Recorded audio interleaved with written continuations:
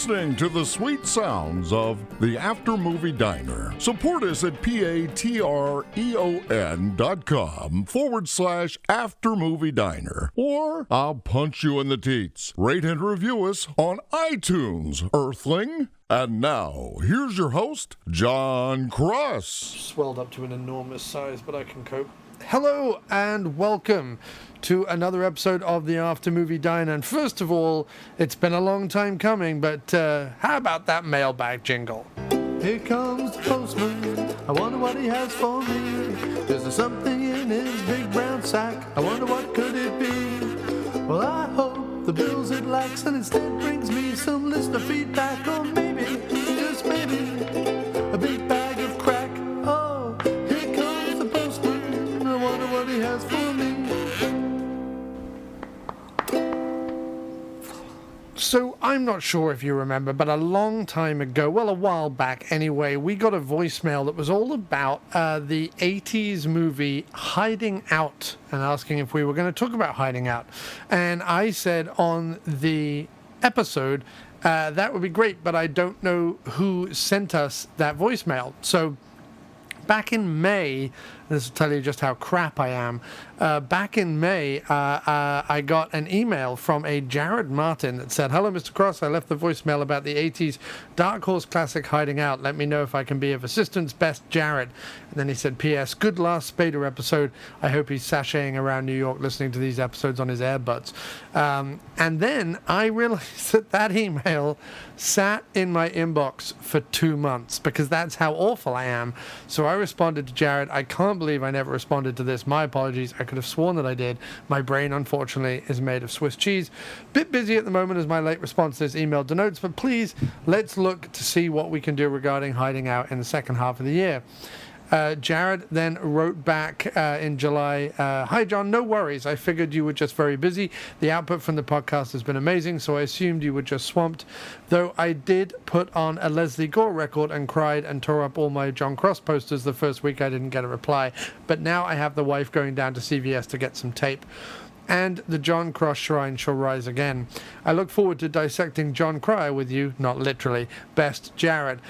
So hopefully Hiding Out could be something we do down the road, because just the other day, and the reason why I'm now doing this, in fact, just yesterday, Shane A. Bassett wrote this. "G'day boys, love the show all the way from the future, about 19 hours ahead of New York from Sydney. I remember a few episodes back someone requested 80s movie Hiding Out for you two mates to discuss. I'll second that. It's a pretty decent, forgotten by many retro film. Anyway, keep up the good work. Jim is a classic sounding bloke. I enjoy his outrageously convincing views, and John is hilarious and a genius. We are definitely alike. Listening to you guys order is disturbingly addictive. Always keen to hear your choices. Cheers, mates. I'm a movie analyst who admires your great show vibe. Booksmart episode was one of your recent best. Sincerely, Shane." So, yeah, so that's why I'm reading out these emails, is because had it just been Jared sort of talking about Hiding Out, I probably would have thought, Hiding Out, okay, maybe I'll put that on a list somewhere and da-da-da-da-da, and, being crap and awful, probably not get to it until next year. However, because Shane then wrote all the way from Australia and said that I should watch Hiding Out, I'm like, wait, there's this weird little cult of Hiding Out fans, and even if it's only two people, on the After Movie Diner, to get two people writing in and with a consensus on a film, that certainly piqued my interest. So hopefully I'll be getting hold of Hiding Out soon, and who knows, an episode on it might be forthcoming. Look forward to that. Well, anyway, that was an exciting mailbag that spans all the way back to May. So, I'm gradually catching up, which is nice. A big thanks to Shane and Jared for writing in, and an enormous thanks to everyone who supports the podcast over on Patreon. I do have to say that apparently when I was reading out our latest supporter, I read out their Twitter handle, which is How I Ripped Buffy the Vampire Slayer. Of course, the podcast is actually called How I Ripped Off Buffy the Vampire Slayer. So if people were looking it up and they couldn't find it, please do check out How I Ripped Off Buffy the Vampire Slayer. It is available on Stitcher and iTunes and wherever podcasts are found. Check that out. They supported us recently on Patreon, and that is absolutely fantastic. So go check out their show. The After Movie Diner with Jon Cross will return right after this. So very cool. Got talking to the owner of a local bar to us, the Way Station in Brooklyn, the other night. The Way Station is this great bar on Washington Avenue in Prospect Heights in Brooklyn, where they have, it's sort of very nerd friendly. They have a lot of Doctor Who stuff. They have a big TARDIS bathroom. They have a lot of steampunk stuff. They do what they call nerdioke, which is kind of a nerdy version of karaoke. They do trivia nights and music nights and all sorts of screenings of movies and everything. It's a really great bar, and there's always something cool going on. So check out the Way Station. But I got chatting with the owner, Mr. Andy Heidel, and he gave us a preview copy of his book, The Cocktail Guide to the Galaxy, which is a fantastic, geeky, nerdy, sci-fi movie-based cocktail book for all you drinkers and nerds out there who love all sorts of sci-fi things and horror things and movie things and so on. A quick read from the back says, for the first time ever comes a book that unites two of the best things in the world, nerd culture and booze. Because if anything is true, it's that nerds are awesome, and many of us like to throw back an adult beverage or two while rewatching Firefly for the 17th time. Cocktails include the George R.R. Martini, the Mai Tai Fighter, Blade Rummer, the Felicia Laundry Day, the Flux Incapacitor, Close Encounters of the Third Lime, Cognac the Barbarian, the Sonic Screwdriver, Beer is the Mind Killer, the Shirley Temple of Doom, and so on and so forth. It is absolutely fantastic. The book can be found on Amazon. There will be a link in the episode description on aftermoviediner.com. But please do check out the Cocktail Guide to the Galaxy by Andy Heidel. And if you're ever in Brooklyn, please come on down to the Way Station Bar on Washington Avenue in Prospect Heights. Thanks very much for listening. You're listening to the After Movie Diner with your host, Jon Cross. Well, I know what I'm having. I'm having burger because before... but it's a different burger, isn't it? Well, when I was looking up diners... I was looking up diners. There were pictures of burgers, and I wanted a burger when I was looking up diners. Hello, you're listening to the After Movie Diner Radio Hour, where Jim and I sing hits that never were, that we just make up on the spot. I like hits that never were. Hits that never were. It's nice. It's kind of melancholy. It's a bit sad. It's a bit sad. It's I a like bit that. East Germany. It is a bit East Germany. We have quite a lot of East Germany. I have an East German head. You have you have an East German dress sense. You would make an excellent, member of the Stasi or whatever. No, but only like the guard that smokes the fag and gets knocked out. Yeah. Quite early on. There is a lot of that. That's not great. All right, we have to be careful about that. Otherwise, that's going to be all over the recording. Don't keep doing it. Is it? Okay. Sorry. Santa Fe burger. I had a lamb burger here last time. That's what I had. Wait. I want to make a joke. Okay. Look, they have such a paltry selection. Oh! Poultry? Splang. Poultry? That's hit my... Let's call the whole thing crap. You'd have to come up with a different word for poultry. Poultry. This felt differently. No, I know, but you'd have to say poultry, paltry. What? Well, it's potato. It's not potato. Let's call the whole thing off. That would be a terrible song. I don't know. Potato is hardly a thing. Well, it seems to have lasted the years pretty well, Mr. East German music critic. Fuck me in the face. I want to have the bacon beef burger. Look at that. Is it because they put a gap? Thick cut bacon, caramelized onions, portobello mushroom, and cheese. Put that in my face. Is that because they put a gap between the word beef and the word burger? So it makes it sound more beefy? No, it's just that it No, but that's what attracted me to it. It was a beef burger. Well, they're all beef burgers, you idiot. That was what I was saying to me. I'm not saying that to you, I'm saying that to me. No, I'm just impressed that for $15.95 you get it loaded with toppings. Yeah, that is pretty good. Toppings. A bag.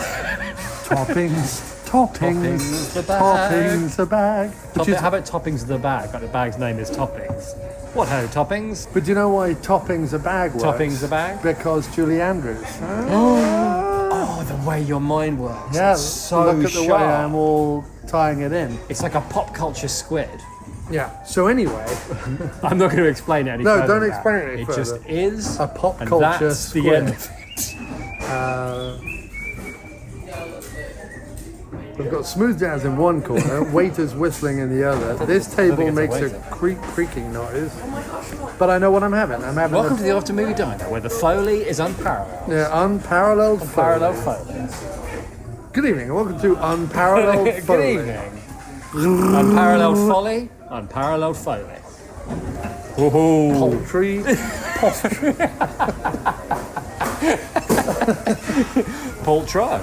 Gwyneth. Gwyneth. Gwyneth Poultry. Gwyneth. Ah, Gwyneth. Ah, Gwyneth. Ah, Gwyneth Poultry. Ah, poultry. She knows the chickens. And the chickens know her. Ah, Gwyneth. Ah, Gwyneth. She knows her chickens. Chicken whisperer of the hills. Aye. Of the valleys and the hills. The valleys and the hills. The valleys and the hills.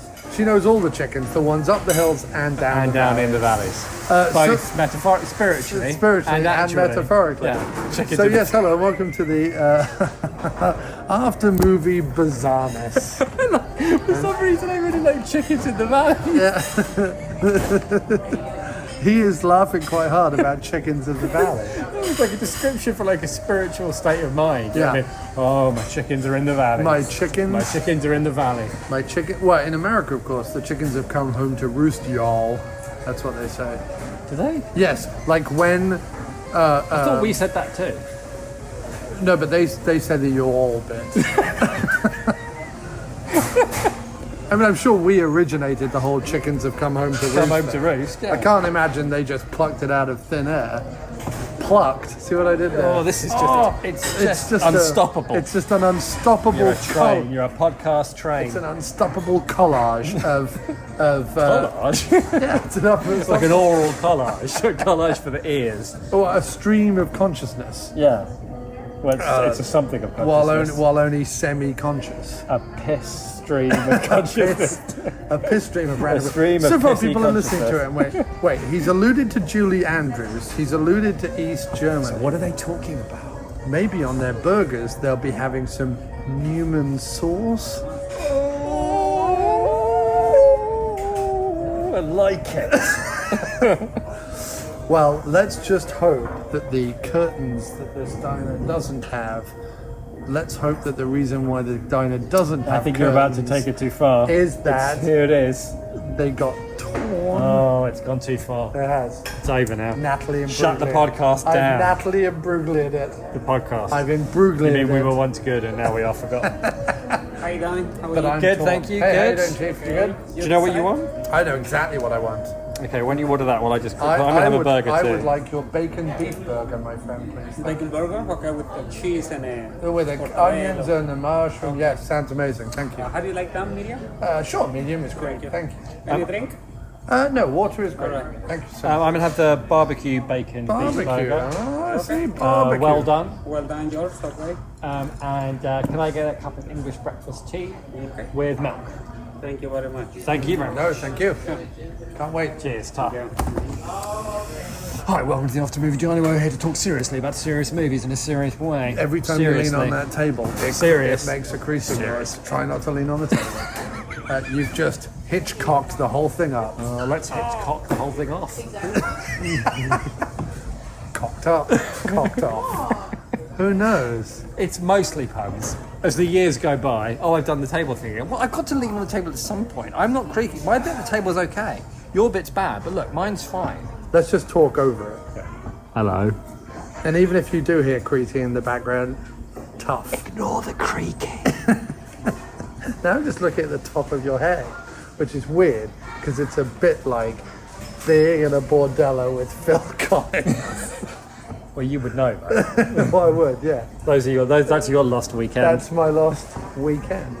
Yeah, we're here We are. tonight in Tribeca Kitchen. Tribeca. The kitchen. The kitchen of Tribeca. Yeah. The kitchen of Tribeca. Tribeca being a neighborhood in Manhattan, part of New York City. And How long is this going to keep going? I don't know. But here we are in its kitchen, literally, yeah. quite literally, In its its kitchen. kitchen. Its kitchen. And Welcome to Its Kitchen. its kitchen. Its No apostrophe. kitchen. And tonight we availed ourselves. Tonight on Its Kitchen. We availed ourselves of Roxy Cinema, which In Tribeca. is in Tribeca, But not in its kitchen. but not in its kitchen, in bowels of the Roxy Hotel, where we partook. Some may say Boutique partaken. and classy joint, recently refurbished. Yes, and made a lot less classy and boutique by When our we presence. walked in, Because you were like, we should take pictures because we probably devalued the hotel. we While we're in definitely- it, it's worth less money. When we were in the potential hotel buyers. and you look around at the other patrons of the hotel, you realise just how woefully on the edges of society we are. Yeah, we are. I think 10 years ago we might have been bohemian, Yeah, but now Now. we're just unwanted. yeah, unwanted and somewhat And unwashed. Someone might say sad. In I our, wouldn't say sad. I'd say more pointless. well, I tell you what, we're somewhere between. We're on the corner of pointless and sad. No, we're somewhere On the between. corner of pointless and sad. You've got to do it, but yeah, on the corner of pointless and sad. That was pretty good. That was pretty good. I don't know, hobos are playing, cards for coins They are. or something, or cards for bottle tops. For bottle tops, Yeah. because that's all they have. Anyway, on the corner of hopeless and sad. It wasn't hopeless, was it? What was it? Pointless. Pointless. Well, hopeless is even better. Oh no, this is the second verse, mate. Yeah. You tweaked it. You gave it a tweak. I tweaked it. But we are somewhere betwixt and between Yeah. the achingly hip and fashionable couple. Look Thank at you that. very much. That looks Andy. wonderful. Look at that. What is that? What type of tea? Organic breakfast. Well, no, what does that say there? It says biological small No, breakfast. what's the brand name? Oh. Mighty Leaf is the brand name. Yeah, but look, it says biological small breakfast. Yes, it also says Pâté Déjeuner Oh no, dinner. Biologique Biological small dinner. in French. In French, that's what it means. Anyway, we are somewhere between the achingly hip couple that was so fashionable, who came into the cinema, Oh, and the gribbly old man. and the people who normally come into the cinemas when we're in there, the bag ladies with the trolley of one left-sided shoes. We are somewhere betwixt those people. And do you know what? Closer to the bag lady than the. Do you know what though? Yeah. I'm all right with that. Yeah, me too, mate. I'm all right I'm with very that. happy with who I am. Me too. fine. Me too. I mean, that top's an interesting choice, but we'll go with it. It's fine. What's wrong with my top? I like my I top. actually kind of quite like it. I Yeah, was just trying to totally, be a dick.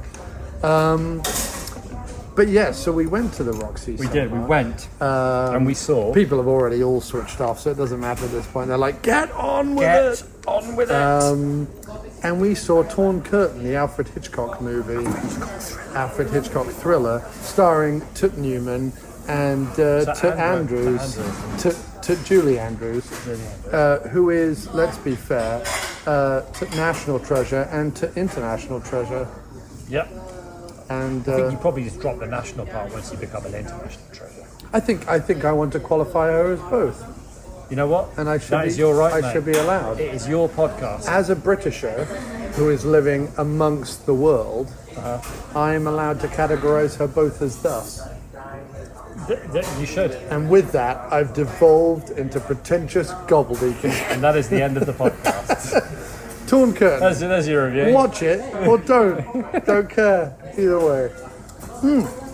No, but in all seriousness, the thing that was quite marvellous about seeing Torn Curtain Well, a is proper that 35mm print, right? proper 35mm print was that People may not know, although they would know if they went to jeawallace.com and had to look around. But people don't know. For a long time, mate, within your creative output, your juices were very much tied to a melancholy, but also somewhat romantic approximation of to Eastern Bloc. Is that a fair approximation? That is a fair approximation.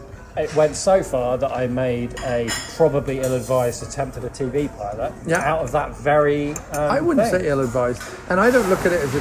in hindsight. I think the problem with it is that you looked at it as a TV pilot, and you were probably about 10 years prior to when TV was ready for such a show.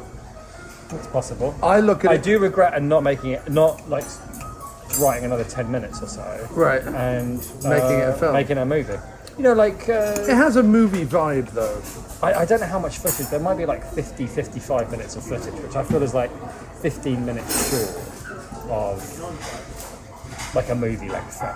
Yeah, so if you had made it 75 minutes, you could have flogged it. I would like to have it as like kind of like a River Beastie, you know... Yes. On Amazon Prime, ready for the world. But it's out there to watch on YouTube. Yeah, it's out there to watch on YouTube. So if you go to jeawallace.com and, as I said, have a look around. Click on the link. Click on the link. Click on the link. Now, do all the Crowd That Entertains albums appear on your Bandcamp?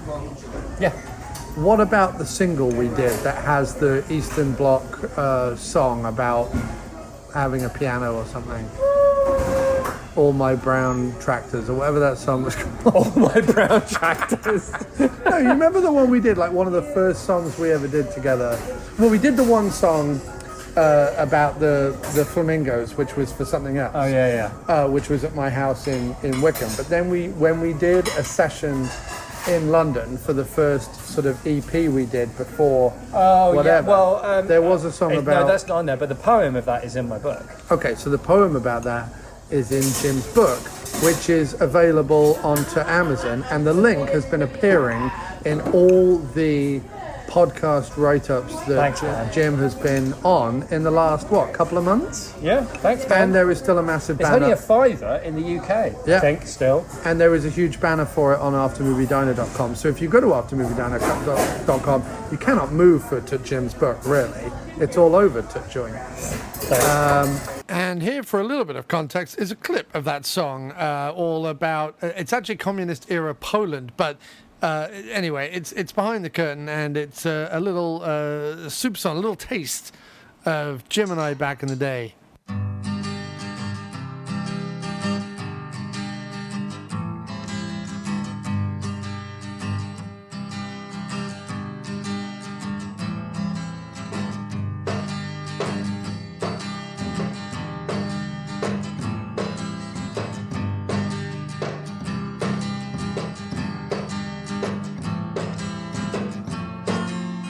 Tell me a love story.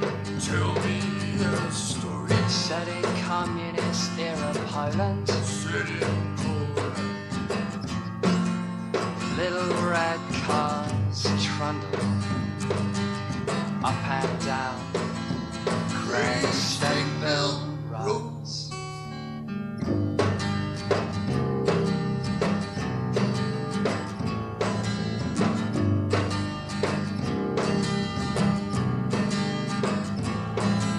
She may be worse in the Ministry of Information.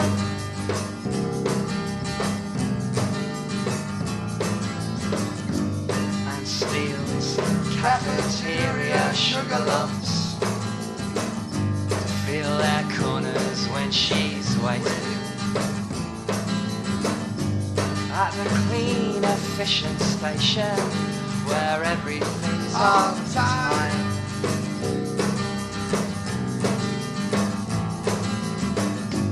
And the whistling Warsaw wind cleans the clocks of everyone in line. She dreams of love stories as she dreams, set in communist era Poland. Where little red cars trundle tell. Steinfeld rules.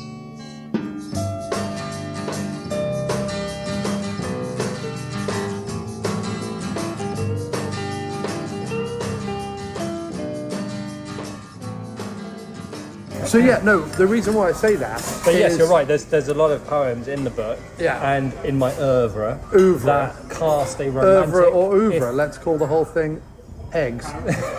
like that, Earth. has a certain melancholy, romantic obsession with Yes. the Eastern Bloc, But probably which is Torn Curtain. Torn Curtain is, well, that's right. That's right in its wheelhouse, really. It's It right is. there. Smack dab. Smack dab. Smack dab. Smack dab. I tell you what, if someone asked, what's the wheelhouse of Torn Curtain? Eastern Bloc, mate. Eastern Bloc, mate. Eastern Bloc romance / thriller. Slash thriller, slash something to Can I do say- with can I ask you a nuclear question? physics. Can I ask you a question? Yes. Did you like it? Yeah, it was all right. Yeah, it's pretty good. It was good. I would get, as Hitchcocks go, I would probably give it about a 7 out of 10. Yeah, I'd say. I mean, it's not a Rear Window or North by Northwest, It's not a Strangers on a Train. but I preferred it to. I'm trying to think of some slightly lesser Hitchcocks. Strangers and Rear Window are my two faves. I'd Hands go with Rear Window and North by Northwest. Okay. But it's probably more in the North by Northwest. No, actually no. Wheelhouse. Rear Window and 39 Steps. Those are my favourites. Okay. But, There was lots in this yes. that I really, really liked. It took a little while to get going.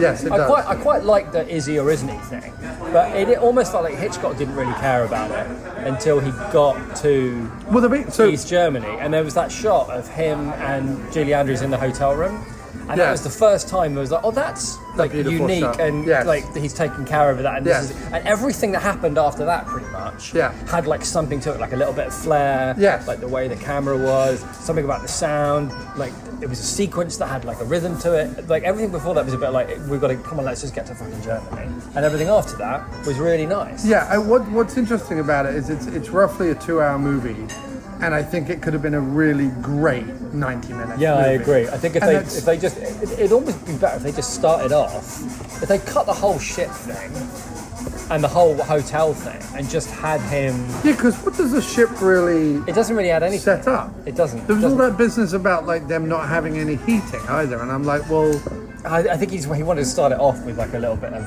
but it would have been better if it started off with I mean, the ship them on the estab- plane. That was the first. the thing. ship establishes them as like a couple, and like the fact that she shouldn't be on the trip.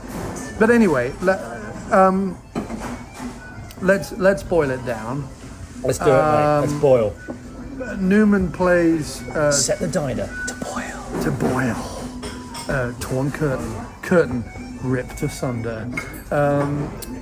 Newman plays physicist Yeah. who has been, From America. from Murica, who has been working on essentially an anti-nuclear device. Yes. It is a new device that would essentially end both the Cold War and the arms race and nuclear proliferation as we know it. But he's missing just a vital bit of code or physics gibberish that would solve the problem that he is having with building his Yeah. device. What's interesting is the MacGuffin. He is, understands it in theory. He cannot get it to Yeah. fruition. But what's interesting? Is that fair to say? Yeah. Unlike other Hitchcock movies or other spy thrillers, I guess, it's not like microfilm or anything. He No. has to go to a place and he has to sort of interrogate a scientist, but not really interrogate, more kind of tease it out of him. Yeah, so there's hope a to kind of geni- rub his ego in the right way. Yes. That like the formula will fall out. Yeah, so there's a genius scientist in East Germany, Leipzig. in Leipzig, called Lint. Look. Leipzig and Lint. And he could potentially have the key to what Newman is looking for in his noggin. So Newman is essentially kind of undercover, or well, not really undercover, but he's using this convention We don't. To be of fair, physicists. we don't find out Because I have to say, the one thing Well, I they're would on say the about boat with Julie Andrews, and there are a convention of physicists who are Right. going to Holland, right? Copenhagen, Huh. I thought it was Holland. Denmark, mate. Okay, Copenhagen. Julie Andrews is also a physicist, but she's also his assistant, but she's also his fiancée. She's a lot of things. She's a lot of things, mate. She's a little bit wily as well. But anyway, she hints at the beginning of the movie that he might not want to have had her on this trip. Yeah. At which point he gets a secret message, Yeah. a mysterious There's messages, telegram. there's a book, there's There's a telegrams, lot of like and whatever. comings and goings. And essentially, he's trying to deflect her away from noticing any of this or seeing any of this. Being involved in any of that. So you're suddenly You definitely get the distinct What? impression that he doesn't want her around. right, so what's going on and what exactly is happening? I think I know why the boat there has to be there. Okay, explain in a minute. 1 second. Let me, Oh, okay. So then he tells her that he's flying off to Sweden. Bacon burger. Oh, bacon burger over here. My goodness, look at that. Ah, lovely. Thank you very much. Right, enjoy it. Thank you. That was great. Phenomenal. Wow, that's like a fantastic fucking burger. Oh my goodness. There's so much gorgonzola. It looks like an egg. Gorgonzola. So, he says that he's flying off to Sweden. But she speaks to the hotel desk clerk who she sees handing him tickets.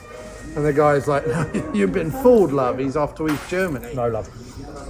And so she hops on the plane to East Germany with him, at which point he panics a little bit because she is essentially mucking up his ruse. Whatever that is. When he gets there, he announces to the press, much to everyone's shock, that he is defecting to Very believably, I thought. Yes, very believably. Initially, I thought that's what he was doing because I didn't know anything about the plot, so I did think that that's what the film was going to be. Right. He claims he's defecting on the basis that a peaceful resolution to nuclear proliferation means more than his country. And from a scientist standpoint, you can completely understand why. But once he's in East Germany and he's introduced to, strange men with large scars running down one side of their face and other guys who are heads of the security agency and various other people, you begin to be a bit like, I don't know, this is all a bit weird. And then Newman basically does a bunch of suspicious things as well. And we find out that actually he's not a defector, that's all a ruse. He is a scientist, but he's sort of operating as a spy in order to glean said information from Lindt in Leipzig. And Julie Andrews, who doesn't know anything really about this, she thinks he really is defecting as he hasn't told her any of this stuff at all, is given a day to decide whether she wants to stay or leave. She decides to leave. She decides to stay and continue as his assistant and defect with him. And he finds this out having killed a security agent in a farmhouse when he was trying to make contact with I'm not sure that you should necessarily just run through the whole play-by-play of the movie. Okay, whatever. I mean, I think the basic The reason idea, the reason why it's important that the guy dies is essentially the second half of the movie. is I'm on the run. The tension is ramped up because of the death, because the security agency is closing in. He has to tell Andrews what's going on, and then the tension in the second half, which is really what Hitchcock does so well, is then perpetual. Like the second half of the movie is he's got to get the gubbins from Lindt in Leipzig, and then he's got to race to the border. And along the way, there's stuff. So I can see why he hired Newman and why he didn't use him again. In that all Newman has to do throughout the whole movie is be a very, very cool customer who you don't really know what he's thinking or what's going on in his brain. And nothing really ruffles him. He doesn't crack wise. He just looks cool and inscrutable. Yeah. And nobody is better at looking cool and inscrutable than Paul Newman. And the reason Julie Andrews works, which again was like, really? Julie Andrews? Is she needs to be relatable. So that her pursuit of him, I know it's a great book, her pursuit of him on the plane and all the rest of it doesn't come across as creepy. Right. You know what I mean? Another actress maybe just being that kind of like blindly following him to East Germany might be either creepy or unbelievable or, you know, not reflect well on her character. But with Julie Andrews, it feels like something different and you feel... Well, the interesting thing is they didn't, and it may have over-egged the story, but they didn't play up the fact that she too could have been a double agent. I did wonder. Yeah. But I think again, her character and the way she handled herself, you know, she was kind of. It was just she had this line in being bemused, but like believing in him. Right. You know, in whatever he was doing, and then she only snaps in that interview in the university when they try and interrogate her. Right.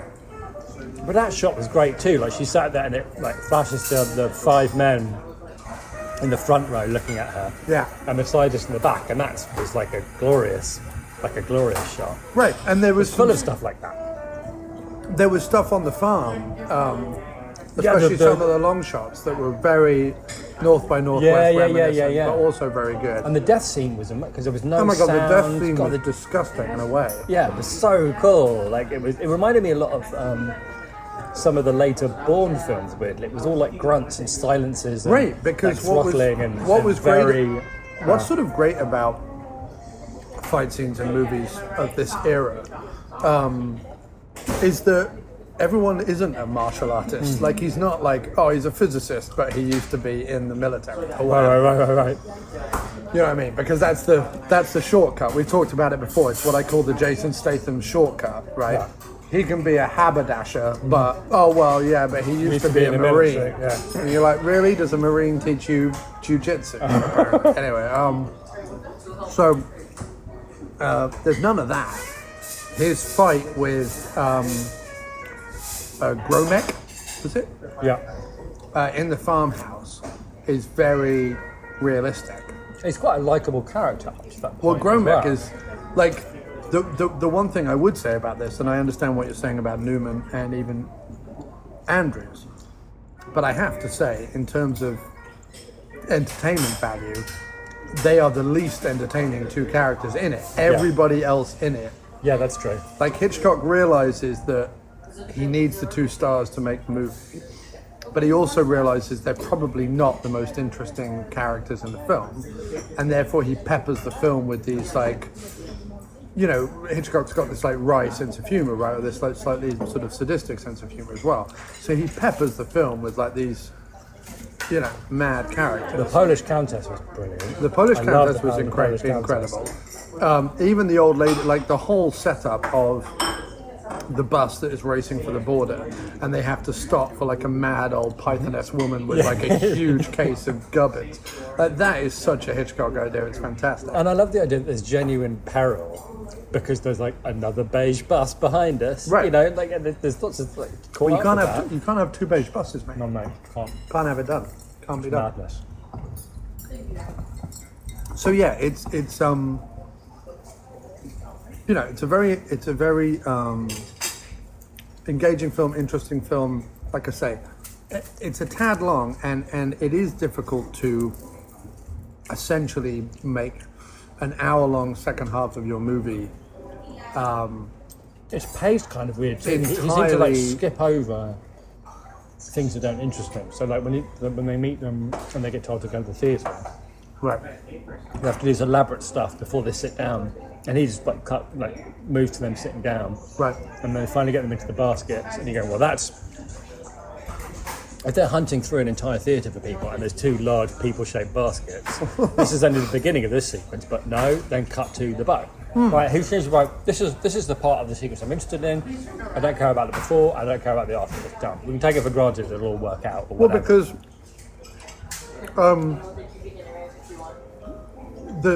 the tension, you know, the idea of the tension has to be, you know, carefully distributed through this whole second half. Really, since because I've got a long way to since go, the I farmhouse, suppose, right? You know what I mean? Like since the farmhouse, because the first big tension thing is, oh, he's not really defecting, so therefore he's here for this purpose. That immediately starts off tension. Then almost as that tension is created, Gromek shows up and he's like, I'm on to you, Marco. Yeah, you're blah, right. blah, blah, yeah, blah, they blah. don't really play along with like, well, they don't know. So then there's this situation where you're like, well, I guess Gromek's either got to be like, you know, taken out of the picture and tied up in a room, or killed. And it ends up that he's killed. And then the constant, will they find out about this Gromek thing, is hanging over the thing. And at each turn, when you know all he's got to do is get into a room with Lynn, you know, there's the thing of like, well, Lynn is leaving in 2 days. Right. And then once the Gromek thing is discovered, the woman who's helping them like leave East Germany is like, well, we can't wait. It has to be tomorrow morning. You know, so Hitchcock tries and is 98% successful to keep you on the edge of your seat for the rest of the movie. You know, whether it's beige buses, whether it's waiting. That's true. for... The only thing that didn't like hugely work was the Albert in the post office, because it came across more annoying than it was tension building. Yeah, that's true. But the theatre really worked. Like you were like, wow, how are they going to get out of this one? was Although I have to say the solution to the theatre, not so much. But yeah, it was a bit like, it was a bit. I mean, I knew it was coming as well, but well, also, I'll say this: for this secret agency that has been smuggling people out of East Germany forever, they can splurge on a bus, but they can't splurge on a, I don't know, hat and a fake beard. Like, literally Newman's walking around being like, well, I better look like Newman. And you're like, well... That's true, but I did like the pissed off ballerina from the beginning of the movie. Right, yeah. Spots him while she's twirling around, and they do that really weird thing where her really quite kind of She's got a very frightening face. frightening face. But keeps stopping, and the way he does it, like she spins around and he freezes the film like slightly. Yeah. Just see He does her a scary freeze frame face. 3 and times. then cuts back to Newman. Yeah. And it's pretty cool. And I loved that he managed to get tension out of two scientists writing complicated equations on a board without explaining what they were doing. Right. It was just like, and it wasn't like, you know, diagrams or anything. Like there was long pauses of them scrabbling chalk across the thing, and that was a real thing. I feel like in a modern film or a modern telling of the story, there would have been some establishment of Newman's intelligence or cunning at some point. Right. And I have to say, I found his, and it's the writing as much as it was his The performance, writing wasn't terrific. but I found his character very vague. I didn't necessarily, I don't necessarily peg Paul Newman as like a, brainy physicist. It just doesn't come across unless you had a scene where, and I don't know how you would do it, but I don't know, he had to spout something off in order to, like in another movie you would have a situation, like you would have the interrogation by the staff or whatever it is, right? And they would put a puzzle in front of him or an issue in front of him or something that he would have to blah, blah, blah, blah, blah. They would give him the wrong answer or something and he would have to be like... I know what you're saying, but I'd have to disagree, and I'll tell you why. Okay. Because he says to Andrew at some point earlier in the movie, he says, I have to tease it out of him without giving too much of what I know away. So what was great about the blackboard thing is he keeps writing stuff down, and the guy goes, "Yeah, you have nothing." So, okay, so he tries like another equation, and you can see he's thinking, "I don't want to give any of this away, Right. but I have to nudge him. I have Push to him get down him. the throat, I have to get him interested in what I'm doing. I have to give him something challenging to bring this equation out of him. So every time he sits there and writes, I can tell he's pushing what he knows like a little bit further. So I think that the fact that it comes off at the end, and the guy goes, no, and you can see Newman's eyes, Right. like fluttering over the equation he's just read. Do you realise that it's worked? Like he's pushed him. Yeah, no, I know. And then at the end just- he goes, and you gave me nothing. I just mean, I know what you mean, but I didn't. he comes across as He's a very he comes curious across character. as he's too cool almost. Like the only bit where I got a sense of his true character, and a situation that, like, by the way, I loved was in this movie, because again, too many films out there where, like, the scientist behind enemy lines, either witnesses a killing or is part of a killing or something like that, and like brushes it off really quickly by the next scene.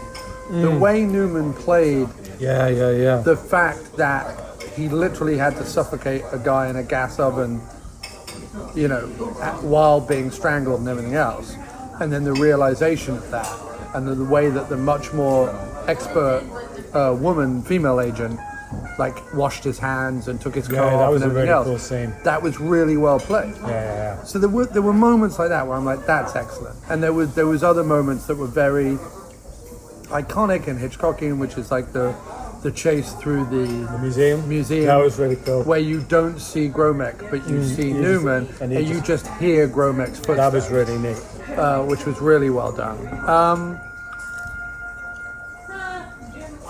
There were a couple of bits, like the cab driver being like, "Oh, I should report this," and To be fair though, there was a consistent theme throughout the whole movie of them never getting away with anything for long. They're never Right. able to melt into a crowd. No. In this country that they're in, there's always somebody willing to turn them in. Right. It doesn't Yeah. matter where they're going or there's none of that thing of like, even the Polish countess, like, doesn't help them because she's a good person. She helps them because she wants something. Like, there's none of that, like, French resistance, come into the farmhouse, we're all in this together kind of thing. Well, It's all, they were. but they. That's true. Although it appears to be they're being used by him, where their function seems to be to take people back and forth between East and West Germany, presumably to keep families together, I would think. Right. And that's why the blonde woman on the bus is so pissed off, because they're being used for something that's putting them at risk. Right. Yeah. So there's a very kind of cold, selfish, looking after number one attitude that they're in the middle of it all the time. They're never at any point safe. There's no, like, scene of them in a hotel room. Right. What I really liked, really liked, was, at a certain point that he's got to get Julie Andrews somewhere where he can talk to her. Right. And for most of the movie, up until he actually, like, gets to walk up a hill and talk to her, when he sees this his moment, the rest of the movie, they're constantly either interrupted, or plans are changed, or something's moved, or whatever. Yeah. And I felt like throughout the movie that frustration of being apart and not being able to, like, communicate and not being able to share the stuff. And it was actually like when they went up the hill and had that moment, like one of only really kind of like 3 romantic moments in the movie. Not only was it played exceptionally well, because you see it from down the hill. Yeah, you don't hear like anything they're saying. You see, like, the pantomime of her being like, "Leave me alone, I don't love you anymore," whatever, to him being like, "Please let me explain," to her coming around, to then her really just wanting to, like, hug and kiss him, and she can't, and then like all that was played so well. But the relief when he pulls her into the bushes and does give her a kiss, like the relief of that was really well done. I mean, I remember a long time ago, with someone I was traveling with, let's just say that, almost being put in separate situations, separate police cars, and the fear of that. It actually didn't end up happening, but like the fear of, but if we're separated, I can't communicate. And if we're separated, I can't explain what we should do next, or I can't be a party to whatever the plan is. Yeah, I can And see because that. he had been keeping it a secret from her the whole time. Right, there's no comment. Like, so this is, again, that's why I think Newman works quite well, because there's so many shots of him like trying to communicate with her just with his eyes. Right. And because Newman's got these Amazing blue eyes. Yeah. It's insane how You know what I pretty mean? his eyes are. Yeah, and it's just like hypnotic. And you can tell that he's just sitting with blank face, but all this like, for God's sake, don't tell him anything, or don't get yourself in danger, or or even things like the note that she gets when he's like, oh, I'm sure it's a love note, and it says, gone for a walk, go home, right? It's like, that's a perfect encapsulation of what the face he's trying to put on. Yeah. And all the way through the movie, right up to the point where he's discovered he's trying to wear that face. Right. If I'm just a scientist, I'm just here to get something done. And, for what it was engaging. I'm really glad I saw it, because it's I'm really, really glad that I saw it. I've never seen it, and I've always been intrigued by that one because I knew Paul Newman was in it. But I have to say, I was happily delighted when, they go through all the thing and meet the guy at the post office and be on the bus and blah, blah, blah, blah, blah. And then they finally meet up with the mustachioed guy from the farm again. And he's like, so go to the ballet tonight. They're going to like smuggle you out in the costume baskets. And I'm like, that's awesome. Because that's literally like a poem you would write. Yeah, that's true, yeah. Of a track ballet, yeah. But it also... And I love that the ballet dancer who's miffed at the beginning that her limelight is stolen by Newman comes back to like spot him and then be on and like be a general source of sort of grumpy, self-entitled trouble. I really like that as well. Right. But two things.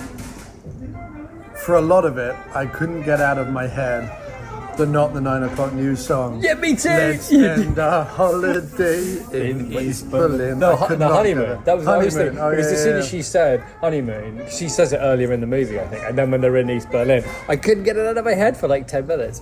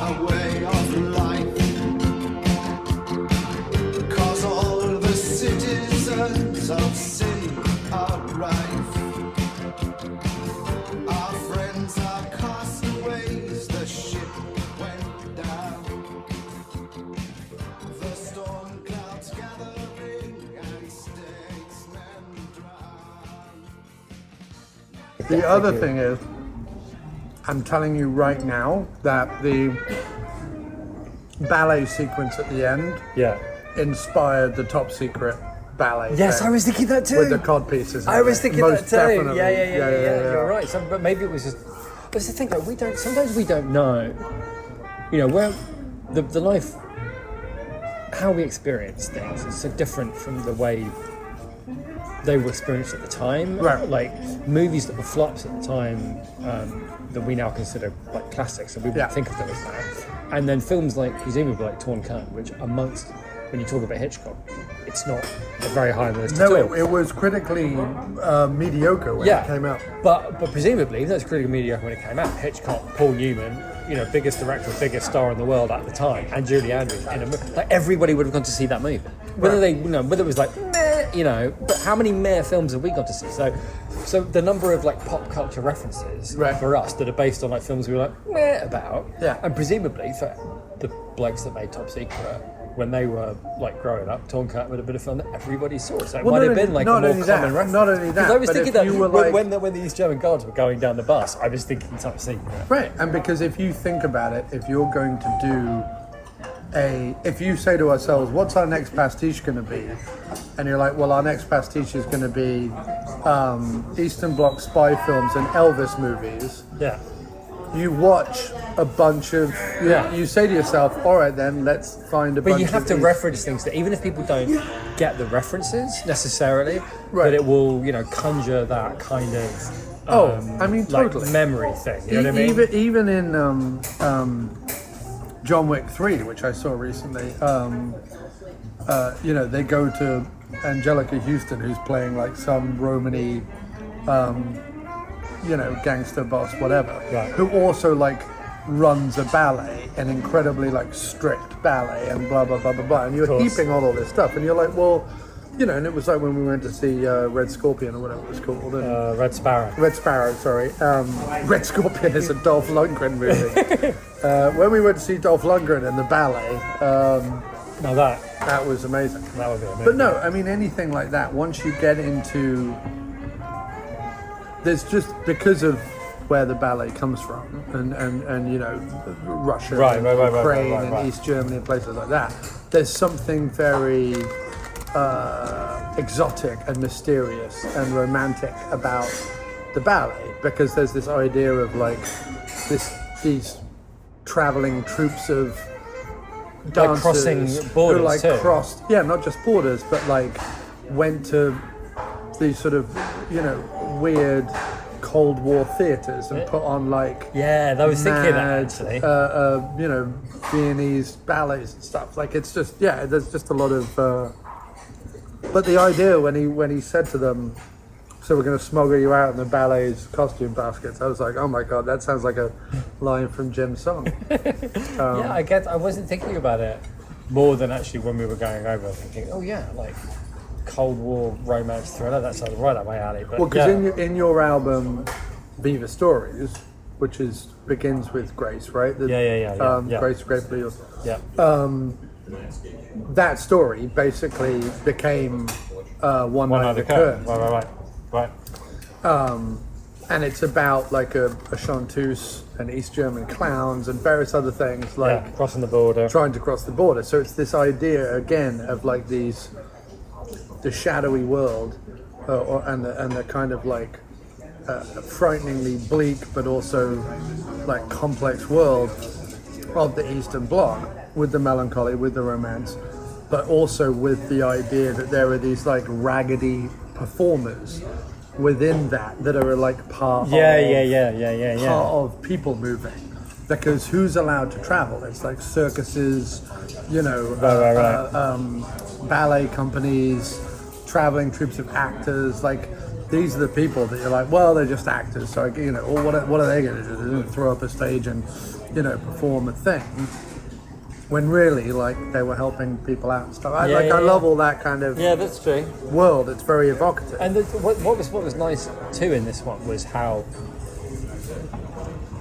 like things were done by small people doing small things as well. Like one of the most impressive moments in the whole movie is the guy that runs the bus.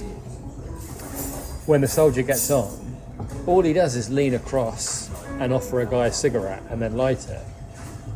And the soldier's like, oh, right, okay, nothing to worry about here. And turns around. It's only when he leans back to this, who's blocking Newman. And they all give him like you know, a round of applause and good on you, mate, and you know, like, well done, we're in good hands here. And all he did was just lean across and give somebody a cigarette, and that's because in a movie these days that would be overly shot and overly explained and overly. That's why I think it's like an interesting movie, because there's like things in it. It's like he's less interested in cultivating the suspense. I do feel like the tension is a bit all over the place. It's not that kind of like tightly wound Rear Window or North by Northwest. I think it's as best as it can be. No, it's true. But I'm just saying he has like, a long journey to take. Well, that's for sure. That's a problem. But I just think that it's a movie where there's clearly lots about it that really, really interests him. you know? Yeah. And those bits are like clear for all to see. Right. And I think that maybe because he didn't really hit it off with Newman, or he didn't really hit it off with Julie Andrews or something. Did he not? No, I'm not saying he didn't, but he never worked with either of them again. Well, he didn't work with a lot of people. Well, he worked with Cary Grant and Jimmy Stewart over and over again. And Yeah, I guess so. I don't know if he ever worked. I guess he worked with Grace Kelly a lot. See, weirdly, and he might have been a bit old by the time this movie rolled around, but Stewart might have been a little bit more believable as the sort of affable scientist. It would have been a different movie. It would have been more comic. I don't know. I mean, Stewart could do his fair share of serious. I don't know. He just has. The thing with Stewart is he has a slightly more. I don't think he'd be too old. He has a slightly more nervous energy. The problem with Newman is he felt a bit immovable in I wonder if, because one of the things that Hitchcock liked about it was that up to a certain point in the movie, I wasn't sure who Newman was. I wasn't sure if he was a defector or a spy or a professor or what was going on, because he was so freaking inscrutable. Whereas I feel like with Jimmy Stewart, from the moment the movie starts, you know that this is all a con and blah blah blah. You'd have to tell it slightly different. Right, Jimmy Stewart could never defect from the you'd never US have because that. he was. But that speech that Newman gives, like, well, yeah, I guess if America stopped him from making the thing, and maybe you would, as a scientist, consider defecting just to make the fucking missile possible. Right. That's what made the fact that that's a believable thing. Yeah. But if Jimmy Stewart turns up, you know, and it's like, oh, I'm gonna defect, I'm Jimmy Stewart, be like, nobody's ever gonna buy this. No. But you buy them. I guess so. You buy them buying Newman as a defector up to a certain point. I just have to say, like, removed of his twinkle, Newman was not as That's true. engaging as I hope. You know, No, and that's true. I love Newman, but like I like him in obviously the Butch Cassidy, the Sundance Kid, and the Sting, and movies where he's got more of a twinkle, like he's more of I know what you mean. He's got a quick He's wit definitely and doing something different. I mean, I liked it. I have to say, I liked it. I agree with you. It wasn't necessarily engaging, Right. but I liked it. Yeah, and it's. And in the same way, I liked what Andrews was doing, even if that wasn't in itself necessarily engaging. I mean, it is incredible that every time out the gate, Hitch was like, "How can we make all the women in my movies look identical?" Yeah. Because whether it's Tippi Hedren or whether it's Janet Leigh or whether it's Grace Kelly, or whatever, you're just like, Vivian, wow, you really just had a type, Hitch. Yeah. You just kept, and even with Julie Andrews, like he puts her in, or he has her hair done. I don't know whether it was a wig or he has her hair done, and he doesn't quite make her blonde, but she's not far away from looking like Janet Leigh in this movie. It's like a slightly No, that's true. That's true. in her hair from Hitchcock. But it's still, I mean, it's for what he wanted to make, and because I suppose there is that thing where it's like sometimes you get the thing you want, but it doesn't work. Right. You know, I feel like Newman and Andrew at that point, if he's able to work with Paul Newman and Julie Andrews, he's able to work with whoever the fuck he wants, clearly. Right. And he cast it very deliberately, and I think they did what he wanted them to do. Yeah. It just doesn't quite come off. Also, and again, I don't know quite where this falls in his career. It's certainly in the latter half. 65, right? So, I mean, he goes till 74 is his last movie? 70, yeah, but I mean, Psycho's what, 68? I think. Is that right? after I think Psycho's 68, and I'm pretty sure that Psycho was a bit of a mini comeback because he shot it on a, even though it's black and white, he shot it on a, with his TV crew. Yeah. You know, and I think it was a bit of a kind of return. No, but 68 is probably too late. The weird thing about this movie is it's But his sort of, heyday was the 50s. That was, it sort of smacks to me a little bit of what, and I know everyone hates this filmmaker now, but like what Woody Allen got saddled with at a certain point, which is he stopped necessarily caring if the person was cast right for the role, but rather who do I get in my movie that's hot right now that can sell it, kind of thing. And Yeah, I'm that's a not saying possibility. that that's what happened here, but you've got Julie Andrews and Paul Newman at the height of your thing. You know that you're populating the rest of your movie with European actors. You can tell by the names that they're all almost certainly from Europe at some point. And your thing must be, well, if I've got to make this movie work, and if I've got to be able to sell this movie with the subject matter, let's get the two biggest people we can get. You know what I mean? Yeah. And it smacks a little bit of that. I don't know if that's the case, but that definitely But my I know what you're saying about that. You could be right. I just but- feel like in order for the film to work in the way that it plays out, you have to have like an inscrutable guy who's No, I never get what you're cracks saying. I a do nut get in what the you're lead. saying. I'm not discounting that. I do get what you're saying. I just think that he got what I'm saying is he got exactly what he wanted. Yeah. But that doesn't necessarily mean that your film is going to work. Sometimes there's like the world is full of filmmakers who made the film they wanted to make, and it was garbage. Yeah. And the world is also full of films that were horribly compromised and were much better for it. Yeah. I always think about Donnie Darko. Always. Like Donnie Darko, he didn't get to use the song he wanted to use at the beginning, which was the Never Tear Us Apart by NXS, right? And instead, because he couldn't get the rights for that, he used the Echo and the Bunnymen, Killing Time. Oh, okay. And that song, sets the tone for the whole movie. It's like weird and dark and strange. And it's like, and then you watch the director's cut and it's got this like big bombastic NXS anthem, like stadium rock. And it's a totally different fucking film. And then every film that he makes after that, he gets to do what he wants, is just garbage. So it's just, I always think about getting what you want, especially in movies. It's not always a good thing. It's like sometimes working within constraints gets you where you need to go. Yeah, but I mean, But you could be right. In the mid. He may have decided that given these are the people that I've got, this is how I'm going to play it. But in the mid '60s, you've probably got actors lining up to work with them, right? Yeah. And he's got all these different types of films he wants to make, and of all the people lining up to work with him, he's got to look at that list and be like, I can probably do something with these two.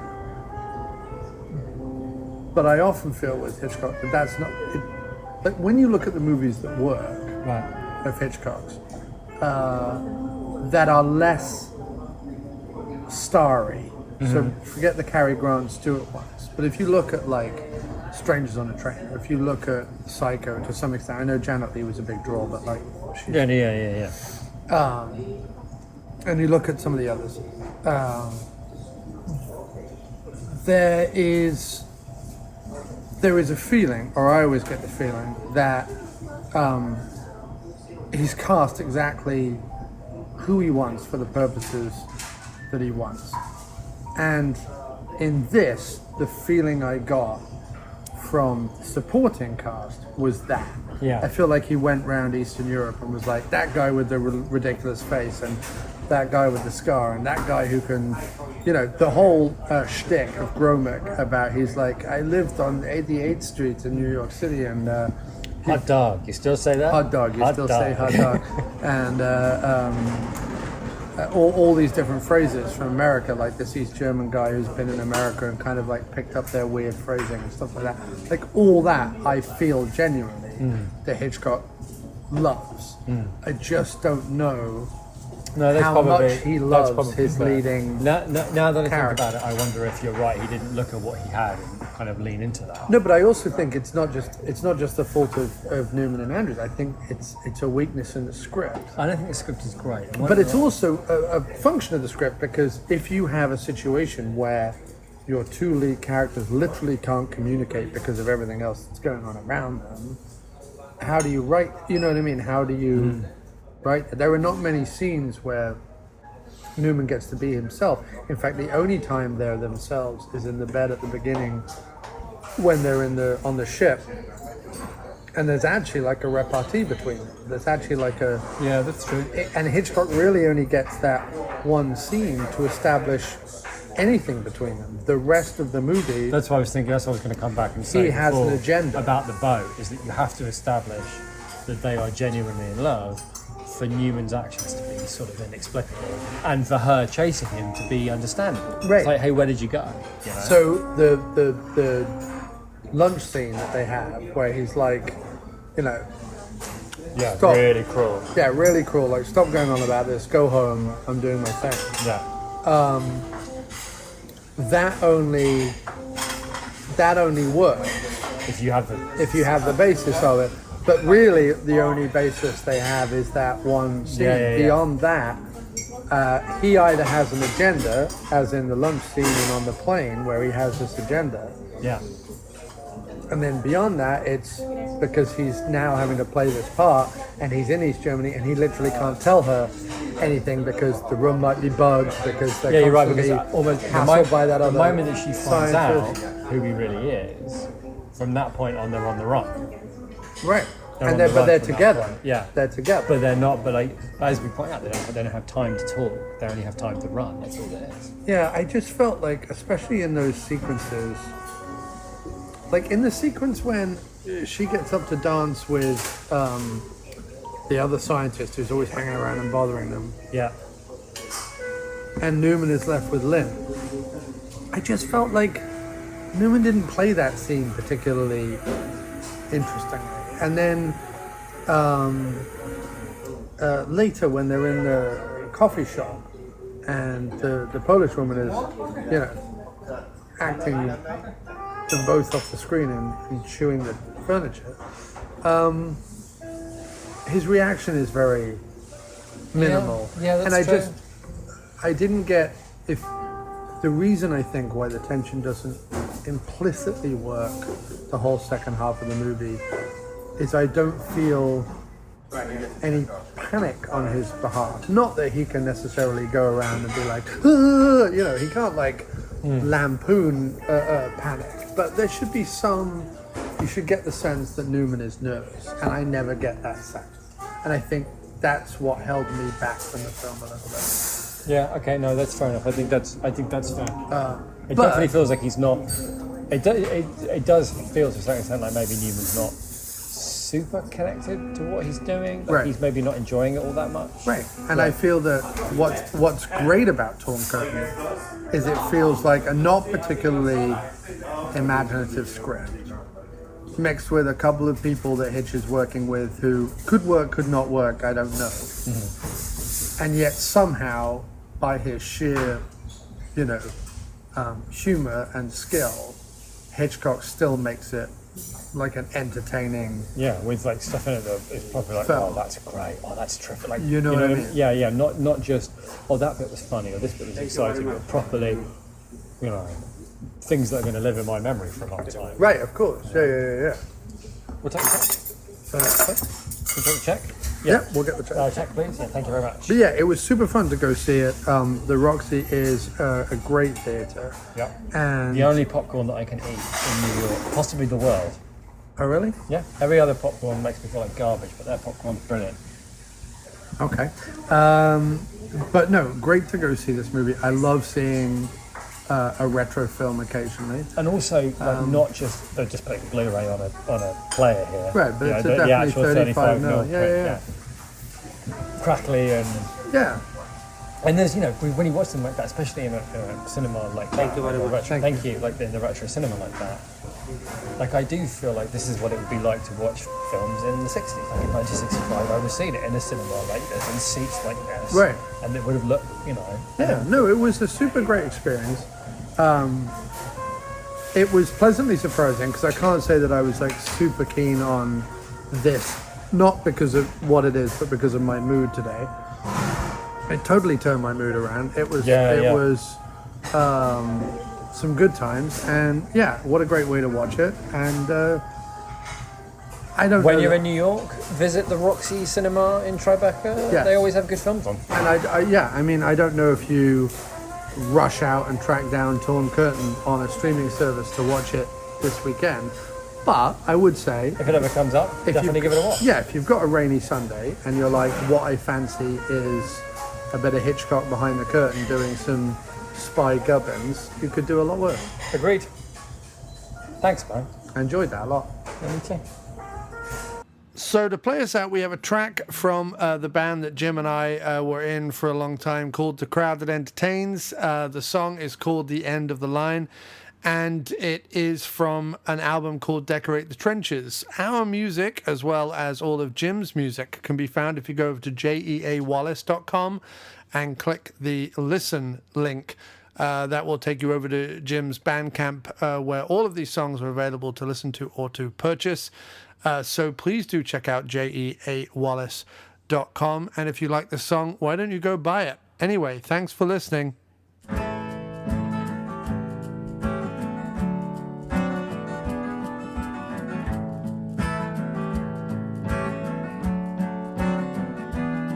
Someone called Martin Lander.